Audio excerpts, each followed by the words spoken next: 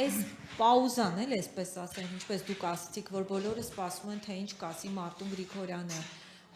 անկախ նրանից ինչ կպատասխանի, իհարկե եթե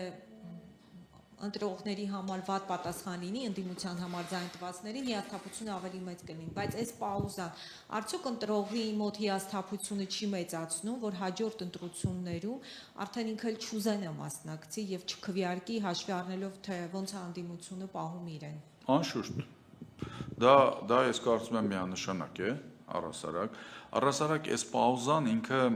այս պաուզան ինչքան ձգվում է, ինքը ես կարծում եմ բավականին վատ ռեպուտացիոն ռիսկեր է պարունակում եւ կոնկրետ մարդկանց համար, եւ այն ուժերի կամ մարդկանց համար, ում հետ իրենց ասոցիացնում են այդ մարդկանց իրավացիորեն կամ ուռճացված, այսպես ասեմ։ Այս առումով ես կարծում եմ ոչ միայն լրջագույն առնվազն ռեպուտացիոն ռիսկ է, իսկ հաշվի առնելով որ առաջիկայում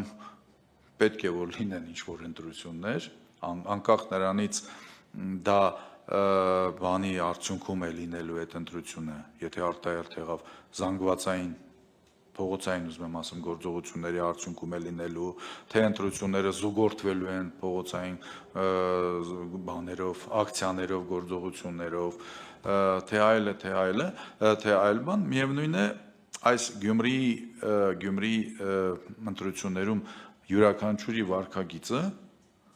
վարքագիծը ֆիքսվելու է, արձանագրվելու է եւ համապետականի ժամանակ այդ խոսակցությունները նորից բարձրանալու են։ Այս Գյումրիի ընտրություններից հետո այս պաուզան կարա շատերին բարձրացնի, շատ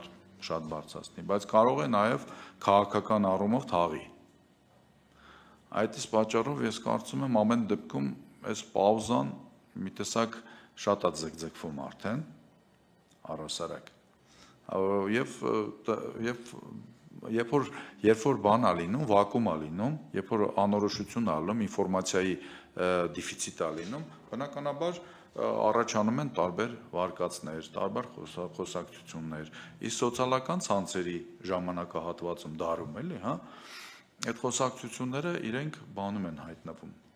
վարկյանական արագությամբ հայտնվում են այդ սոցիալական ցանցերում, ու եթե նույնիսկ որևէ հիմք չունեն, հիմնազուրկ են լրիվ, իրականում կարող է լրիվ ուրիշ պրոցեսներ է գնում, բայց ինչ-որ մեկը գցում է բան, դա դառնում է խոսակցության առիթ, սկսում են բանավիճել, բանման եւ այլն, հետո շատ բարդ է լինում որևէ մեկին համոզել, որ իրականում ասենք թե այնտեղ ոչ թե այս ինչ պրոցեսներ գնում, այլ օրինակ զգայուն թեմա էր, մարդը փորձում էր որոշեր, թե որ ձևակերպումով իրավիճակից դուրս գալ, որովհետև ես երեկ էի դրա մասին ասում մի հատ հարցազրույցում, գիտեք, ես կարծում եմ տվյալ պարագայում ավելի շատ կա դեմքը պահպանելու խնդիր նաև, face saving-ի բանը, ու այստեղ ես կարծում եմ ամեն դեպքում բոլոր շահագրգիռ կողմերը պետք է շատ ճկունը լինեն ու շատ զգուշ, հաշվի առնելով, որ այստեղ ոչ այդքան գուցե քաղաքական բան կա, քաղաքական ինչ-որ ֆոն կա, ինչքան անձնավորված, սենց տեղական կոլորիտից բխող եւ այլն, հասկանում ենք բոլորս։ Նուրբ թեմա է, զգայուն թեմա է, ես օրինակ տեսեք, նույնիսկ ես ասենք փորձում եմ բանը, մաքսիմալ զգուշ անցնել բանը, որովհետև մոտավորապես պարզ է ինչ բանն է գնում, պրոցես է գնում։ Հա, ես չեմ կարծում, որ այստեղ առաջնային հիմա բանն է, քաղաքական ինչ-որ բան կա։ Դե,